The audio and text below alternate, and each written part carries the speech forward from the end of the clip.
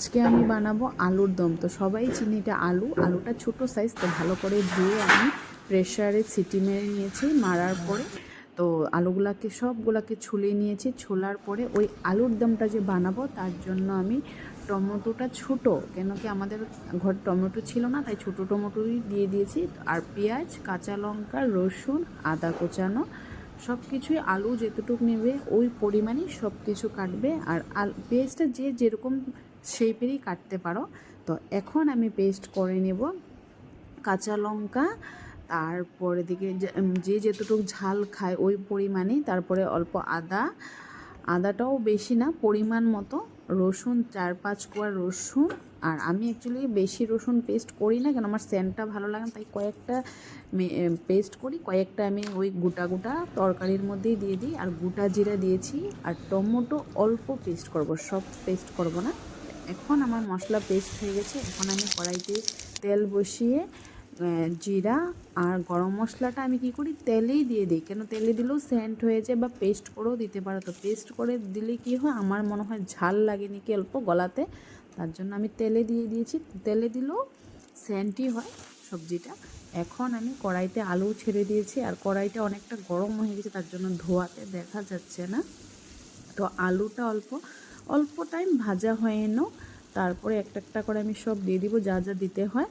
তো আলু দেওয়ার পরে এখন দিয়ে দিব পেঁয়াজ, তারপরে রসুন, টমেটো অল্প কুচানো ছিল ওগুলা দিয়ে, আলু দিয়ে একসাথে সব কিছু অল্প ভাজা করে নেব, কেন অল্প ভাজা না করলে ভালো লাগবে না খেতে। তো অল্প ভাজা ভাজা হওয়ার পরে বাকি যা যা দিতে লাগে সব দিব। কিন্তু হ্যাঁ, খেতে খুব টেস্ট লাগে। বা কেউ আছে ওই আলুটার মধ্যে কেউ ডিম দিয়েও খায়, তো আজকে যেহেতু আমি ডিম দিইনি, খালি আলু দিয়েই বানাবো। এখন দিয়ে দিয়েছি পরিমাণ মতো নুন।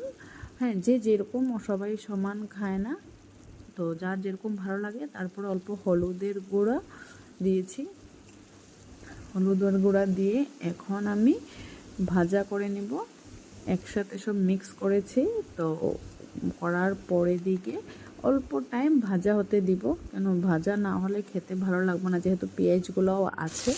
তো ভাজা হওয়ার পরে আমি মশলা দিয়ে নাড়াচাড়া করে নেব। ওই মশলাটা যে আগে করেছিলাম ওই মশলাটা দিয়ে দিয়েছি। তো মশলা দেওয়ার পরে মশলাটাও ফ্রাই হয়ে গেছে। এখন আমি জল দিয়ে দিলাম।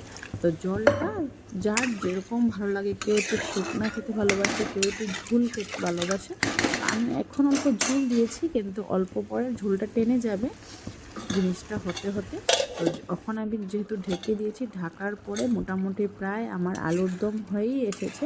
তো অল্প টান টান হলে খেতে ভালো লাগে, এত ঝোল আলুর দম ভালো লাগে না, অল্প আমার শুকনোই ভালো লাগে, তাই অল্প শুকানো হয়ে গেছে। আর আলুর দম আমার রেডি। প্লিজ তোমরা ঘরে একবার ট্রাই করে দেখতে পারো, খেতে অনেক টেস্ট লাগে, আমার খুব ভালো লাগে এই ছোটো আলুর দম। তো এখন আমার আলুর দম রেডি। প্লিজ কমেন্টে জানাবে দেখতে কীরকম হয়েছে।